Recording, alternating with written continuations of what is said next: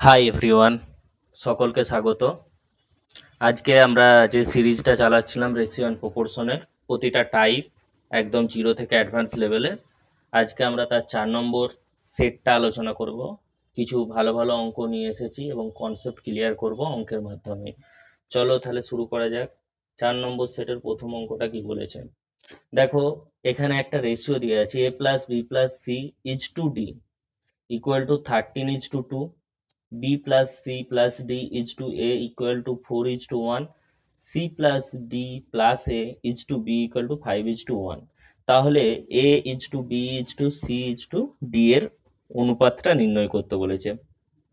এই অঙ্কগুলোর ক্ষেত্রে কি স্টেপ ফার্স্ট প্রসেসটা কি নেবো, এই যে যোগফলটাকে দেখবো কিভাবে দেখবো। দেখো প্রথমের ক্ষেত্রে কি দিয়ে আছে a plus B plus C divide by D, এটা লিখতে পারি, এটা সমান কত আছে 13/2, 13:2। তাহলে এখান থেকে আমি যদি a plus B plus C plus D করি, a plus B plus C plus D, এটা কি আসবে 13 আর 2 কত 15। দ্বিতীয় ক্ষেত্রে দেখো B plus C plus D divide by যদি a করি, তাহলে এটা কি হচ্ছে 4:1। এক্ষেত্রেও আমি এখান থেকে কি পাবো a plus B plus C plus D equal to 5। তৃতীয় ক্ষেত্রে দেখো C plus D plus A divide by B equal to 5:1। তাহলে এখান থেকেও আমি A plus B plus C plus D সমান 6 পেয়ে যাব। এবার দেখবো আমি এখানে কি করতে পারি, মানে অ্যাকচুয়ালি কি করব, এখানে 15 এ, যেহেতু A plus B plus C plus D always কি সব জায়গায় সমান হতে হবে, কিন্তু এখানে 15, এখানে 5, এখানে 6 আছে। তাহলে আমি এখানে কি করব না, এলসিএমটা দেখো, 15, 5 আর 6 যদি এলসিএম করো, 5, 3, 1, 6, 3, 1, 2, দেখো 3 5 15, 2 30। তাহলে প্রত্যেকটাকে আমাকে 30 করতে হবে। তাহলে এখানে যদি 2 দিয়ে গুণ করো 30 হবে, এখানে কত দিয়ে গুণ করলে 6, আর এখানে 6 আছে মানে 5 দিয়ে গুণ করো। তাহলে একইভাবে আমি এই রেশিও গুলোকে 2 দিয়ে গুণ করব। দেখো এইখানে তাহলে কি হবে 13×2 = 26/4। এখানে কি পাবো 6, এখানে 6 গুণ করো, এখানে 6 গুণ করো, তার মানে 24/6। এখানে দেখো 5 গুণ করতে হবে, তাহলে উপরে 5 নিচে 5, তার মানে কি এখান থেকে কি পাবো 25/5। তাহলে এখানে দেখো ডি কার সঙ্গে সঙ্গে সমান হয়ে যাবে, ডি সমান 4। তাহলে এখানে আমি A is to B is to C is to D টা বের করব। তাহলে এখানে ডি এর মানটা কত, দেখো ডি এর মানটা এখানে 4, যেটা ইন্ডিভিজুয়াল আছে ডি এর মান এখানে 4 বসে যাবে। এ এর মানটা কত এখান থেকে পাবো, এ এর মান হচ্ছে 1 × 6 মানে 6, তাহলে এখানে এ এর মান হচ্ছে 6। আর এখান থেকে আমরা বি এর মানটা পেয়ে যাব, বি এর মানটা কত এখানে পাবো 5। এবার অ্যাকচুয়ালি এদের যোগফলটা কত, যোগফলটা তো 30। তাহলে এখানে অলরেডি আমি কি পেয়ে গেলাম 6 আর 5 11 আর 4 15। তাহলে আমাকে 30 হতে গেলে আর 15 যোগ করতে হবে, তাহলে সি এর মানটা অবভিয়াসলি 15 হবে। দেখো অঙ্কটা করার ক্ষেত্রে কি করলাম, তাহলে অ্যান্সারটা কি হলো 6:15:4। এই ধরনের অঙ্কের ক্ষেত্রে সবসময় যোগফলটা সমান করে সেখান থেকে আমরা অনুপাতটা বের করতে পারবো। খুবই একটা ভেরি ভেরি ইম্পর্টেন্ট অঙ্ক এবং কনসেপচুয়াল। চলো পরের অঙ্কটা দেখবো। পরের অঙ্কটা কি বলেছে, পরের অঙ্কটা কিছুই নেই, শুধু কোনাকুনি গুণ করে a:2 b:2 টাকে বের করব। এখানে প্রথমে কি আছে দেখো a:2 b দিয়ে আছে, তাহলে এই নিচে তো 2, 4 2 8, 4 কেটে গেল। তার মানে a:2 যদি আমি b করি, তাহলে মানে 1:3/4। তার মানে এখান থেকে 4:3 পাবো, h2b পেয়ে গেলাম। তারপরে হচ্ছে b:2c আছে, দেখো এটা এটা কাটবে তো, 3 3 9 3। তার মানে এটা কোনাকুনি যদি গুণ করো, তুমি কোনাকুনি গুণ করে দাও না, তাহলে b:2c সমান কত পেয়ে যাব 3:1। আর এখান থেকে দেখো ডি, এটা কত কত কাটবে, 3 2 6, 2 2 4। আর কোনো কি কাটছে না, তাহলে 5 2 10 আর 9, কোনাকুনি গুণ করলে 5 2 10 আর 9। তাহলে এখানে সি ইজ টু ডি কি পেয়ে গেলাম 5 2 10 ইজ টু 9। এবার কি করব আমরা, যে নিয়ম আছে h2 h2 ch2d, এটা কি বলবো নিচে নিচে বসিয়ে দেবো, 4:3। A:B দেওয়া আছে, B:C কত আছে 3:1, C:D কত আছে 10:9। এবার বলেছিলাম প্রতিবেশীতে পাশ, এই যে ফাঁকা জায়গায় কে বসবে, প্রতিবেশীতে কে আছে তাকে লক্ষ্য করে সে বসবে। এখানেও প্রতিবেশী দেখো 3 আছে, তার মানে এখানেও 3 বসবে, এখানেও 3 বসবে। এক্ষেত্রে প্রতিবেশীকে 3, তাহলে এখানে 3 বসবে। এক্ষেত্রে প্রতিবেশীকে 10, এক্ষেত্রে প্রতিবেশী 10, তাহলে এখানে 10টা ঠিলে দেবো আমরা। তাহলে এখানে কত আসছে 120, 3×4 = 12, 90 27। এখানে দেখো মনে হয় 3 দিয়ে কাটছে, 3×4 = 12, 3×3 = 90, 3×10 = 30, 3×9 = 27। তার মানে 40:30:10:9। তার মানে এখানে অপশানে নেই, অপশানে কি আছে নান অফ দিস, তার মানে নটটা অ্যান্সার হবে। কি করলাম বোঝা গেল? এখানে জাস্ট কোনাকুনি গুণ করে দিলাম, এটা 1/1 রয়েছে তো, এখানে দেখো কাটাকুটি করলে কি হয় 1:3/4 হচ্ছে, এখানে নিচে নিচে কেটে যাচ্ছে। তাহলে আমরা এখান থেকে কি পেলাম, জাস্ট কোনাকুনি শুধু গুণ করে A:B রেশিও পেয়ে গেলাম। এখানেও কোনাকুনি কাটাকাটি করে রেশিওটা পেয়েছি, C:D-ও পেয়ে গেছি। এবার A:B বের করার ক্ষেত্রে আমরা যে মার্চ পদ্ধতিটা শিখেছিলাম সেটা এখানে অ্যাপ্লাই করেছি। ঠিক আছে, অ্যান্সারটা পেয়ে গেলাম আমরা। 41-এর অ্যান্সারটা কত, নান অফ দিস। পরের অঙ্কটা দেখো, ইনভার্স রেশিও বলেছে। ইনভার্স রেশিও বা বিপরীত রেশিও আর কিছুই নয়, কি বলতো বিপরীত রেশিওটা, শুধুমাত্র উল্টে দাও, যা থাকবে উল্টে দাও। তাহলে এখানে দেখো 2:3:4 আছে, উল্টে দেওয়া মানে কি, এর 2 এর নিচে কত আছে 1 আছে, তার মানে 1/2 1/3 1/4। তার মানে কি এর নিচে যেটা, এটা আছে, এটা আছে, এটা আছে, তাহলে ইনভার্স যখনই বলবে জাস্ট উল্টে দাও। এবার দেখো এটাকে যখনই আমরা পূর্ণ পূর্ণ সংখ্যার রেশিওতে নিয়ে আসবো তখন কিভাবে করব, এদের এলসিএম কি 2, 3, 4-এর এলসিএম হচ্ছে 12 এলসিএম, তাহলে এর সাথে 12 গুণ করো, এর সাথে 12 গুণ করো, এর সাথে 12 গুণ করো, 2, 6, 3, 4, 4, 3 কাটাকুটি করে, তাহলে এখানে 6:4:3, কিছু নাই, সিম্পল, জাস্ট উল্টে দাও, অ্যান্সার পেয়ে গেলাম, অ্যান্সার এ। কিন্তু কনসেপচুয়াল। এবার দেখো, এবার হচ্ছে খুব সুন্দর একটা অঙ্ক, কনসেপ্ট খুব ভালো, কনসেপ্ট এখানে কিন্তু কাজে লাগবে। বলছে 55, 100, 65 এবং 116 সংখ্যাগুলির প্রত্যেকটির সাথে কোন সংখ্যা যোগ করলে প্রাপ্ত সংখ্যাগুলি ধারাবাহিক অনুপাতে বা কন্টিনিউয়াস প্রপোর্শনে থাকবে। কন্টিনিউয়াস প্রপোর্শন বা প্রপোর্শনে থাকার মানে চারটে রাশি কি বলেছিলাম, A:B সমানুপাতে C:D হবে। এইটা হচ্ছে প্রপোর্শনে থাকার নিয়ম। এখন হচ্ছে এই ধরনের অঙ্ক করার ক্ষেত্রে আমাদের একটা ট্রিক্স জানতে হবে, সেই ট্রিক্সটা কি সেটা দেখো। প্রথমে আমরা অঙ্কগুলো লিখে দেবো, 55, তারপরে কি আছে 100, 65, তারপরে আছে 116। এইটার আর এইটার মধ্যে ডিফারেন্সটা বের করো, এইটা আর এইটার মধ্যে ডিফারেন্স বের করো। 55 আর 100-র মধ্যে ডিফারেন্স কত, 45। 65 আর 116-র মধ্যে ডিফারেন্স কত, এখানে 35 আর 16, 35-16 হচ্ছে 51। দেখো কাটাকুটি গেলে কিন্তু কেটে একদম মানে প্রপার নিয়ে আসতে হবে, একদম সবচেয়ে লোয়েস্ট রেশিওতে নিয়ে আসতে হবে, তারপরে যেন আর কাটাকাটি না করা যায়। তাহলে এখানে দেখো 3, 3, 15, 45, আর কি হচ্ছে 3, 17, 51 পেয়ে গেলাম আমরা। একদম কাটাকুটি, এর পরে আর কাটাকুটি করা সম্ভব নয়। এবার কি করতে হবে, এই 17কে 55-র সাথে গুণ করতে হবে, 17কে কার সাথে গুণ করতে হবে, 55-র সাথে। আর একটা গুণ করব কত, 15কে 65-র সাথে গুণ করব। 15কে 65-র সাথে গুণ করলে 5, 15, 75, 6, 15, 90, মানে 975 এখানে আসবে। আর এখানে কত আসবে 17, 5, 17, 85, 5, 17, 85 আর 8-এ 93। এদের মধ্যে এবার ডিফারেন্সটা নাও, দুটো গুণ করলাম, কার সাথে কার গুণ করলাম, এইটার সঙ্গে এর প্রথমের গুণ করলাম, এইটার সাথে এর প্রথমেরটার গুণ করলাম। তাহলে এখানে কি পেয়ে গেলাম, এই দুটোর মধ্যে এবার ডিফারেন্স কত, এই দুটোর মধ্যে ডিফারেন্স বের করতে হবে, মানে বড়টা থেকে ছোটটা বিয়োগ করবে সব সময়। তার মানে এখান থেকে পেয়ে গেলাম 40, আর এই দুটো ডিফারেন্স করলে কত হবে 2। এবার এখান থেকে এই যে সংখ্যাটা অ্যাড করা হয়েছে বা বিয়োগ করা বা যোগ করা, যে কোনো যাই বলুক, এখানে যে কোনো সংখ্যা যোগ বা বিয়োগ, সেক্ষেত্রে কি করব আমরা, এক বরাবরের মান বের করে দেবো। এক বরাবর এখানে কত, 40/2 মানে হচ্ছে 20, তাহলে সংখ্যাটা কত অ্যান্সার হবে 20। ভালো করে বোঝো, এখানে যা আসবে এখানে যা আসবে জাস্ট এই সংখ্যাটাকে এটা দিয়ে ভাগ করে দাও, তাহলে আমরা অ্যান্সারটা পেয়ে যাব। এখানে কি করলাম, ফার্স্ট সংখ্যাগুলো পরপর লিখলাম যেরকম ভাব দিয়েছে। দুটোর মধ্যে ফার্স্ট ডিফারেন্স করলাম 45 আসলো, এর মধ্যে ডিফারেন্স করলাম 51 আসলো।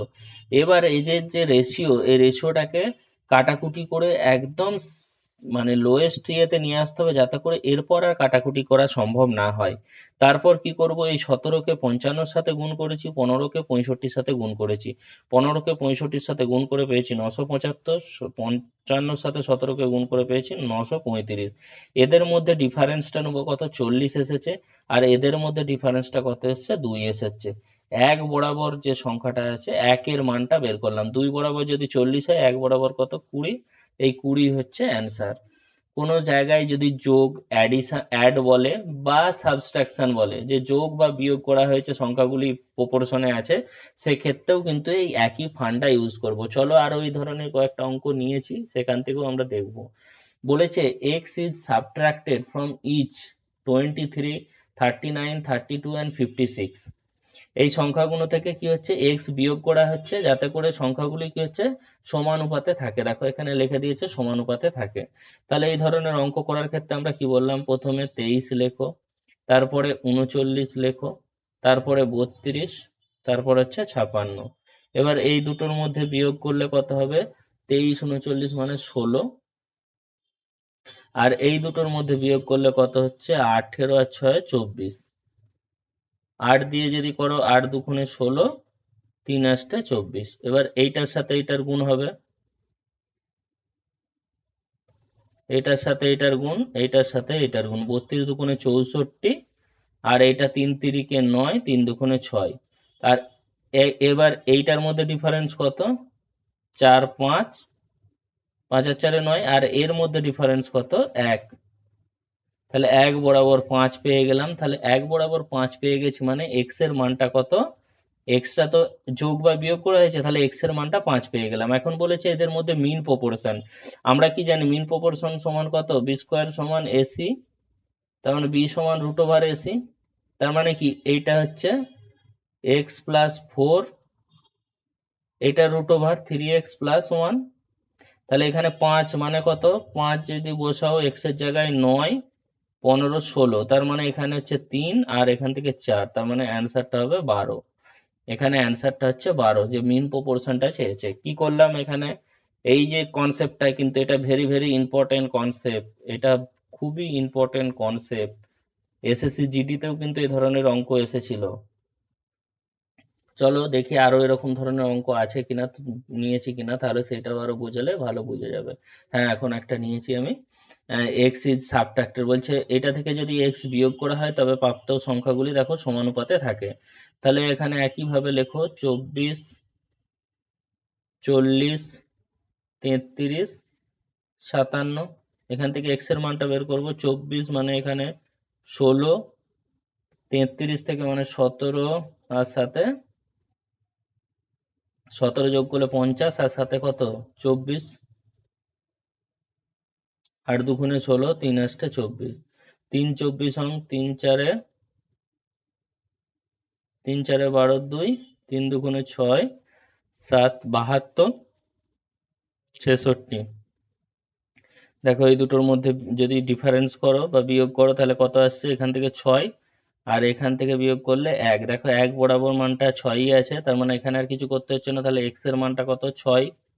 এখান থেকে কি বলেছে, এরা কি অনুপাতে থাকবে। তাহলে এখন 5x প্লাস 12 ইজ টু কত হচ্ছে, 4x প্লাস 15। তাহলে এখান থেকে 5x মানে 5 ছক 30 আর 12, 42। 6 এখানে 6 বসাও না, 5 ছক 30 প্লাস 12 42। আর এখানে 4 ছক 24, 34 39। কাটাকুটি করলে কত হবে,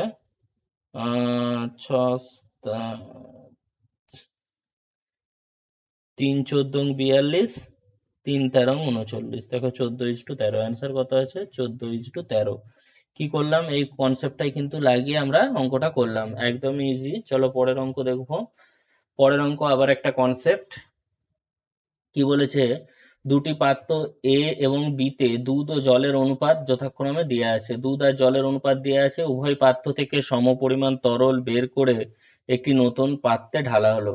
এই ধরনের অঙ্কর ক্ষেত্রে যে উভয় পাত্র থেকে তরল ঢেলে নিয়ে অন্য একটা পাত্রে ঢেলা হলো, তাহলে নতুন পাত্রে জল ও দুধের অনুপাতের ক্ষেত্রে এক্ষেত্রে কি করতে হয়, কোয়ান্টিটিটাকে সমান করতে হয়। দুটো কোয়ান্টিটি ইকুয়াল করতে হবে, মানে কোয়ান্টিটিটাকে সমান করতে হবে দুটো পাত্রের। এখন এ পাত্রে কি বলেছে, এ আর বি দুটো পাত্র, প্রথম পাত্রে কি বলেছে, মিল্ক আর ওয়াটার। মিল্ক আর ওয়াটার কত বলেছে, 4:3। আর দ্বিতীয় পাত্রে মিল্ক অ্যান্ড ওয়াটার কত বলেছে, দুধ আর জলের অনুপাত 2:1। দেখো এই দুটো যোগ করলে কত হচ্ছে, 3। আর এটা কত করলে 7। এবার যখন কোয়ান্টিটি সমান করব, এটাকে 7 দিয়ে গুণ করব, এটাকে 3 দিয়ে গুণ করব। তাহলে এটাকে 3 দিয়ে গুণ করলে কত হয়, 3×4 = 12, 3×3 = 9, আর 7×2 = 14, আর 7। দেখো এই দুটো যোগ করলে কত হয়, 21। এই দুটো যোগ করলেও 21 হবে। এবার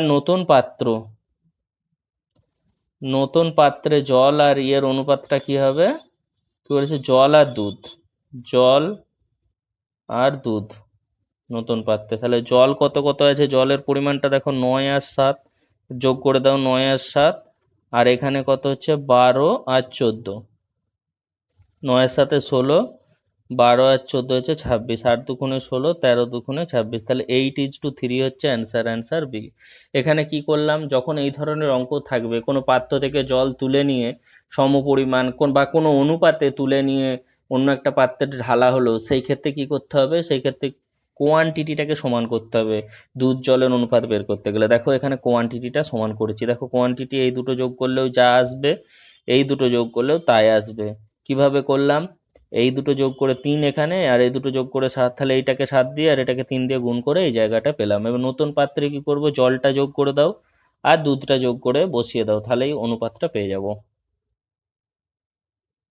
পরের অঙ্ক দেখব, একই টাইপের আমি কিছু অঙ্ক নিয়েছি। এখানে কিন্তু একটা অনুপাতে দিয়েছে যে 10:3 অনুপাতে তরল বের করা হচ্ছে।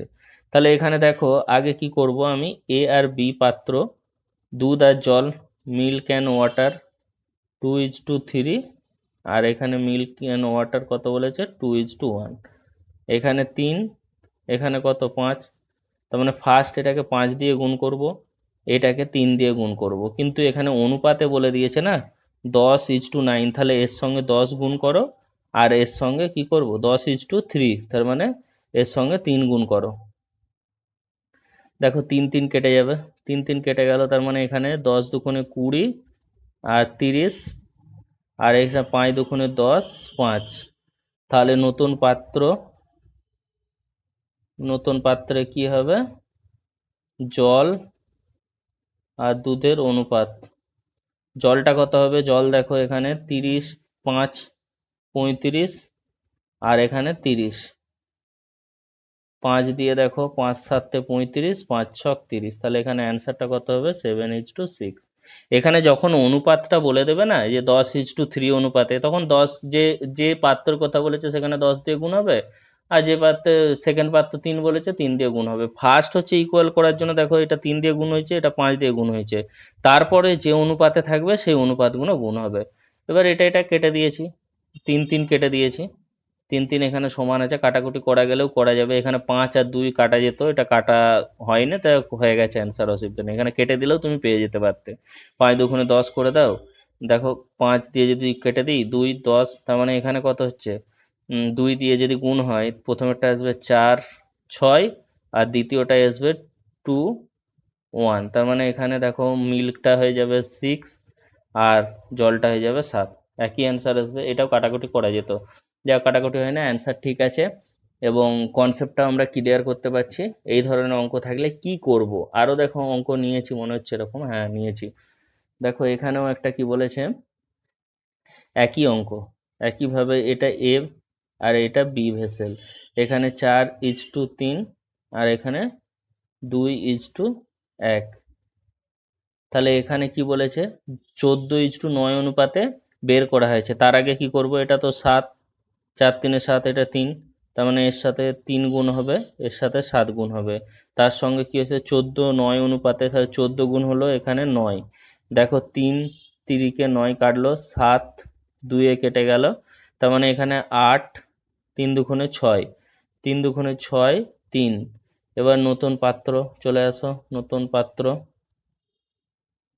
নতুন পাত্রে কি ব্যাপার হবে, দুধ আর জল চেয়েছে, দুধ জল, এটা তো মিল্ক আর ওয়াটার, এটাও মিল্ক অ্যান্ড ওয়াটার, তার মানে দুধ আর জল। তাহলে এখান থেকে দুধ আর জল কত হচ্ছে, দুধটা যোগ করে দাও, দুধ হচ্ছে 8 আর 6 কত 14, আর এখানে জলটা কত 6 আর 3-এ 9, তাহলে 14:9 হচ্ছে অ্যান্সার, অ্যান্সার সি। পরের অঙ্কটা দেখো, পরের অঙ্কটা দেখো 3টে পাত্র বলে দিয়েছে। এটা একটা কিন্তু খুব ইম্পর্টেন্ট, যে 3টে পাত্র বললে কি করব আমরা। দেখো ফার্স্ট পাত্র, সেকেন্ড পাত্র, থার্ড পাত্র। এখানে প্রথম পাত্রে দুধ আর জলের অনুপাত মিল্ক অ্যান্ড ওয়াটার কত বলেছে, 4:1। দ্বিতীয় পাত্রের ক্ষেত্রে 3:1। খুবই ভালো অঙ্ক কিন্তু এটা। তৃতীয় পাত্রে দেখো মিল্ক ইজ টু ওয়াটার 5:2। তাহলে এটা 7, এটা কত 4, আর এটা কত 5। এবার দেখো সমান করতে গেলে কি করতে হবে, এইখানে যদি সমান করতে হয় তাহলে আমাকে এই 4 আর 7 দিয়ে গুণ করতে হবে, ভালো করে বোঝো। এখানে তার মানে কত দিয়ে গুণ করব 28, এখানে কত দিয়ে গুণ করব 4টাকে বাদ দাও, তার মানে এখানে 35, এইটা 35 দিয়ে গুণ করব, এইটা বাদ দাও 7 বাদ দাও, তাহলে এখানে কত দিয়ে গুণ করব 20 দিয়ে গুণ করব। এখন কি বলেছে, পাত্র তিনটির আয়তন কি বলেছে 3:4:5। তাহলে ফার্স্ট পাত্র কত 3, সেকেন্ড কত 4, আর থার্ড হচ্ছে 5। এবার দেখো কাটাকুটি যাবে কিনা, 4 দিয়ে কাটতে পারে, 4 7 28, 4 4 কেটে গেল, 4 5 20, একসঙ্গে তিনটেই কাটতে হবে। আর দেখো কাটবে না, এখানে 21, এটা 35, আর এটা 25 দিয়ে গুণ হবে। তাহলে 21 দিয়ে গুণ করলে এই পাত্রে, প্রথম পাত্রে কত থাকছে মিল্ক অ্যান্ড ওয়াটার 21 মানে 84:21। দ্বিতীয় পাত্রে কত হচ্ছে 3 35 মানে 105:35। 5 25 সঙ্গে 125:50। এরপর তো আর কিছুই নেই, এরপরে কি, এরপরে শুধু যোগ গুণ করবে।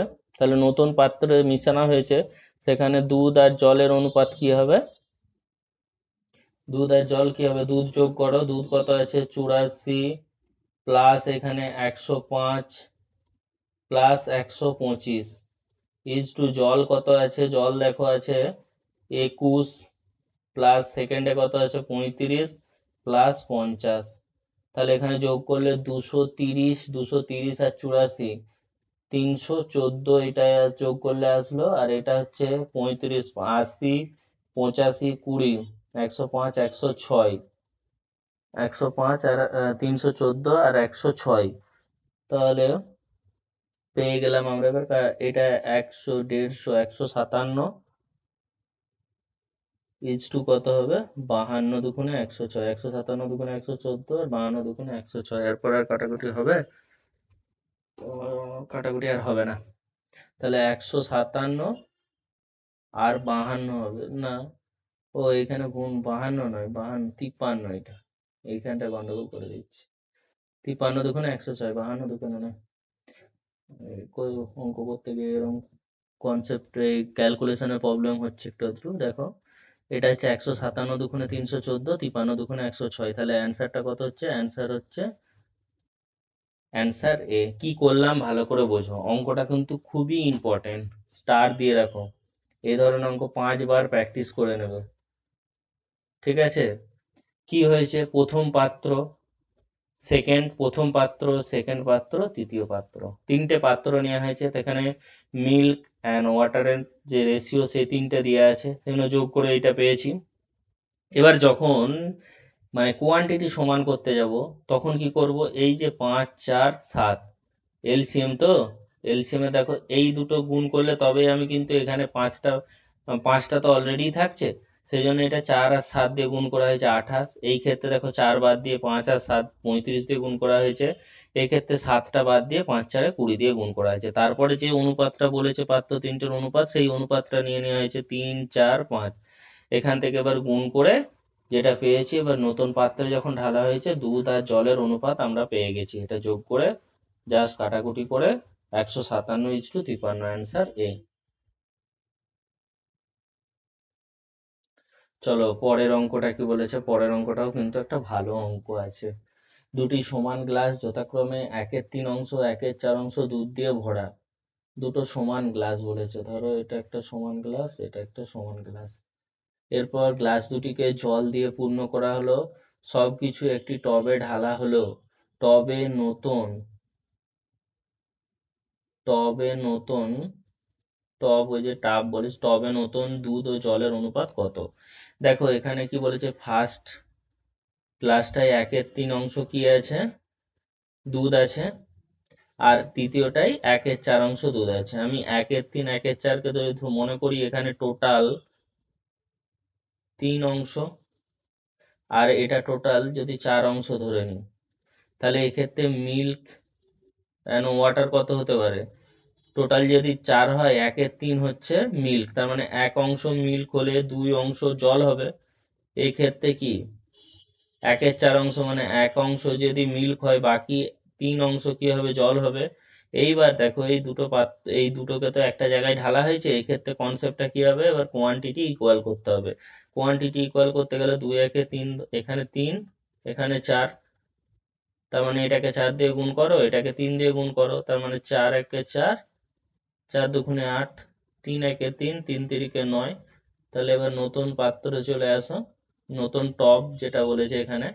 সেখানে কি হচ্ছে, কিসের কিসের চেয়েছে, দুধ আর জল। দুধ কত আছে, দুধ দেখো 4 আর 3 7, আর জল কত আছে 8 আর 9 17। তাহলে নতুন পাত্রে দুধ আর জলের অনুপাতটা কত হয়ে যাচ্ছে, 7:17, 7:17। ওই কনসেপ্টটা কাজে লাগিয়েই করা হয়েছে। আচ্ছা, এই একটা খুব সুন্দর অঙ্ক, স্টার দিয়ে রাখো, এটা 5 বার প্র্যাকটিস করবে। কি বলেছে, পৃথিবীতে ভূমি ও জলের অনুপাত 1:2, উত্তর গোলার্ধে ভূমি ও জলের অনুপাত 2:3, তাহলে দক্ষিণ গোলার্ধে ভূমি ও জলের অনুপাত নির্ণয় করো। এখানে দেখো পৃথিবীতে দুভাগে ভাগ হয়েছে, এটা হচ্ছে আর একটা হচ্ছে নর্দার্ন হেমিস্ফিয়ার আর একটা হচ্ছে সাউদার্ন হেমিস্ফিয়ার। এটা নর্থ হেমিস্ফিয়ার আর এটা হচ্ছে সাউদার্ন হেমিস্ফিয়ার, মানে এটা উত্তর গোলার্ধ আর এটা দক্ষিণ গোলার্ধ, আর এটা হচ্ছে পৃথিবী, আর্থ। এবার পৃথিবীতে কি বলেছে, ল্যান্ড আর ওয়াটার মানে ভূমি আর জলের অনুপাতটা কত বলে দিয়েছে, 1:2। আর নর্থ গোলার্ধে মানে উত্তর গোলার্ধে বলে দিয়েছে ভূমি আর জলের অনুপাত, উত্তর গোলার্ধে ভূমি আর জলের অনুপাত 2:3। এবার এই ধরনের অঙ্ক করার ক্ষেত্রে কি হচ্ছে, আমাকে একটা অ্যাজিউম করে নিতে হবে, একটা সংখ্যা অ্যাজিউম করে নিতে হবে, সেখান থেকে আমরা কি করব, উত্তরটা বের করব। কিন্তু সংখ্যাটা অ্যাজিউম করব কিভাবে, দেখো এখানে 2 আর 1 যোগ করলে 3 আর এখানে যোগ করলে হচ্ছে 5, তাহলে আমাদেরকে 3 5-এর একটা গুণিতক নিতে হবে, যাতে করে আমি ক্যালকুলেশনটা সোজা হয় সেরকম নিতে হবে। ধরো 3 আর 5-এ 15 করলে 15কে যদি সমান দুভাগে ভাগ করো কিন্তু 7.5 7.5 চলে আসবে, সেক্ষেত্রে ক্যালকুলেশনের চাপ হয়ে যাবে। যদি আমি এটাকে 30 ধরে নিই, যে পৃথিবীর টোটাল জল আর ল্যান্ড রয়েছে 30, ঠিক আছে, তাহলে এখানে 15, নর্থে হাফ আর সাউথে হাফ থাকবে, 15 15 ভাগ হয়ে যাবে। এবার দেখো 30 মানে এটার সাথে কত গুণ হয়েছে, 10, তার মানে এখানে কত, 10 দিয়ে যদি গুণ হয় তাহলে এখানে 10 20, তার মানে এখানে টোটাল ল্যান্ড হচ্ছে 10 ভাগ আর ওয়াটার হচ্ছে 20, তবেই তো টোটাল 30 হবে পৃথিবীতে। তাহলে এখানে 15 মানে এর সাথে কত গুণ হয়েছে, 5-এর সাথে 3 গুণ হয়েছে, তাহলে এরও সাথে 3 গুণ হবে, 3 দুগুণে 6, 3 তিরিকে 9। এবার সাউথে কি করতে হবে, ল্যান্ড আর ওয়াটারের ইয়েটা বের করতে হবে। এখন দেখো টোটাল ছিল 10 ল্যান্ড, তার মধ্যে 6 চলে গেছে কোথায়, নর্থে, তাহলে সাউথে এখন পড়ে থাকবে কত, 4, 6 মাইনাস 10 মাইনাস 6 মানে 4। এখন 20 ছিল জল, সেখান থেকে 9 চলে গেছে নর্থে, তাহলে এখন সাউথে কত থাকবে, 20 মাইনাস 9 11। তাহলে এখানে সাউথে ল্যান্ড আর ওয়াটারের যে অনুপাত সেটা কত হচ্ছে, 4:11, অ্যান্সার বি। দেখো এই ধরনের অঙ্কের ক্ষেত্রে কিন্তু কনসেপ্টটা মেন, একটা জিনিস ধরতে হবে। সেই ধরাটা কিভাবে ধরবো, দেখো এখানে 3 আর 5 কে লক্ষ্য করে আমি ধরে নিয়েছি। 15 ধরলে হবে না, কারণ দুভাগে যখন ভাগ হবে 7.5 করে চলে আসবে। তুমি এখানে 60ও ধরতে পারতে, তাহলে 30-30 ভাগ হয়ে যেত। কিন্তু আমি এখানে 30 ধরেছি, কারণ ক্যালকুলেশন 30এও সোজা হয়ে যাচ্ছে। তাহলে দেখো এখানে 3 আছে, 30, 3কে 30 ধরেছি মানে 10 দিয়ে গুণ হয়েছে, তাহলে এখানেও 10 দিয়ে গুণ হয়ে 10 আর 20, তাহলে এখানে ল্যান্ড আছে 10 অংশ আর ওয়াটার আছে 20 অংশ। এবার এর মধ্যে থেকে নর্থে চলে গেছে কত, 6 অংশ চলে গেছে ল্যান্ড আর 9 অংশ চলে গেছে ওয়াটার। তাহলে এখন যেটা পড়ে থাকবে সেটা সাউথে। তা সাউথে ল্যান্ড কত, 10 ছিল, সেখান থেকে 6 বিয়োগ করো 4, আর 20 ছিল, সেখান থেকে 9 বিয়োগ করো 11। তাহলে এখানে অ্যান্সারটা কত পেলাম, অ্যান্সার হলো 4:11। চলো আজকে এই পর্যন্তই থাক। এই কটা অঙ্কই নিয়ে এসেছিলাম এবং কনসেপ্টগুলো ক্লিয়ার করলাম। পরের ক্লাসে আমরা আবার নতুন যে টাইপের কনসেপ্ট রয়েছে সেগুলো নিয়ে আলোচনা করব। অবশ্যই তোমরা এগুলো ভালো করে দেখো এবং প্র্যাকটিস করো, বারবার 2-3-4 বার করে প্র্যাকটিস করে নাও, তাহলে দেখবে অঙ্কগুলো মনে রয়ে যাবে এবং কোন অঙ্কে কি টাইপ বা কি ট্রিক্স অ্যাপ্লাই করতে হবে সেগুলো কিন্তু আস্তে আস্তে জানবে। চলো আজকে এই পর্যন্তই থাক। পরের ক্লাসে আমরা আবার নতুন সেট নিয়ে হাজির হব, রেশিও অ্যান্ড প্রপোর্শনের। দেখতে থাকো ভালো করে আর প্র্যাকটিস করো, প্র্যাকটিস হচ্ছে মেন। চলো আজকে এই পর্যন্তই।